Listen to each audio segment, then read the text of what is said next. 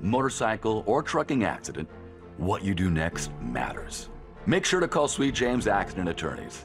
Every month, my firm and I help hundreds of people get the medical treatment they need and the financial compensation they deserve, all without paying a dime out of pocket. Recently, 5 out of the top 50 settlements came from Sweet James. Call the firm awarded Best Attorneys in America. Call Sweet James. I'm Doug Hopkins with SellersAdvantage.com, and I want to buy your house. I'll make you an as-is cash offer on your house within 24 hours. Whether it's a total fixer-upper or in perfect condition, SellersAdvantage.com is the easiest way to sell your house. When you sell your house to SellersAdvantage.com, there's no fees, no commissions, no banks, and no repairs. Just go to SellersAdvantage.com for a free, no-obligation cash offer 24 hours a day. That's SellersAdvantage.com. Celebrate the new year with a thrill. MJ at the Hollywood Pantages Theater now through January 28th. Tickets at BroadwayInHollywood.com. Now at 5:30, Republicans are starting the new year with a focus on immigration and border security. Lawmakers went to the U.S.-Mexico border to make their case. This as the Biden administration plans to reopen several ports of entry this week.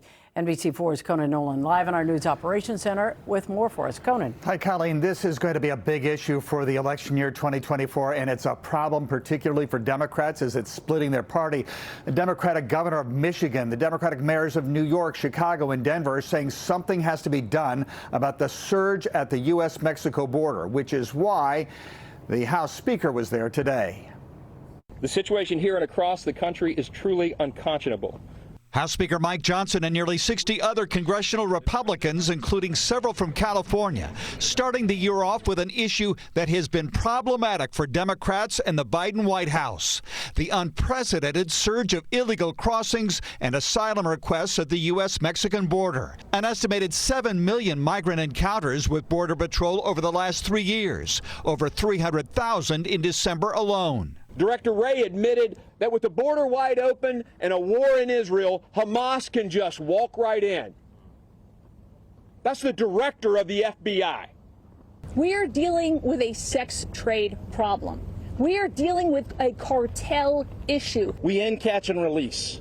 How do we fix this? We deport people that are here illegally by the thousands, not by the dozens. Senate negotiations over immigration funding that would be tied to foreign aid to Ukraine and Israel are ongoing. Democrats say they also want a secure border.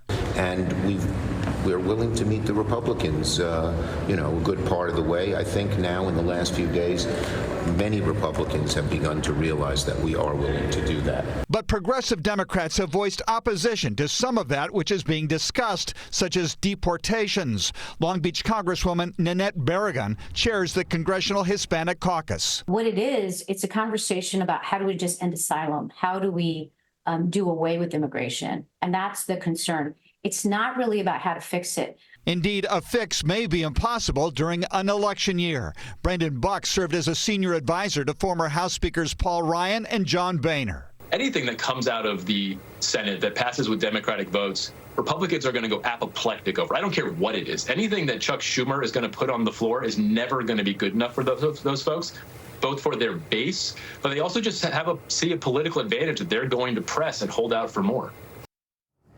Alejandro Mayorkas, the Secretary of Homeland Security, says they are spending money doing everything they can to address the border crisis right now.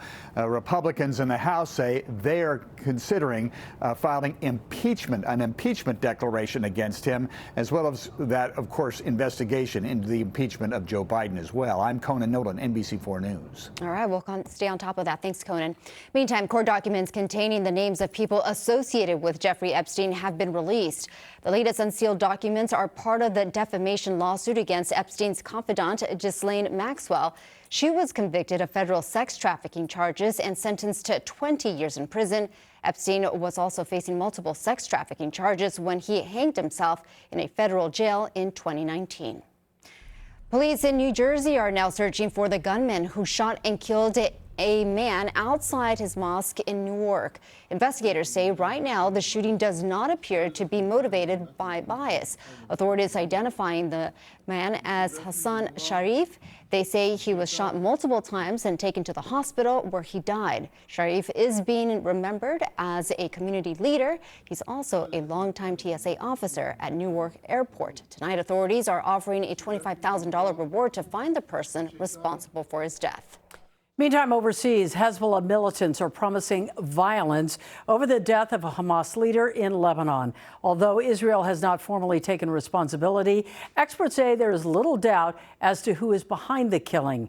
NBC's Josh Lederman has more on the war now from Tel Aviv.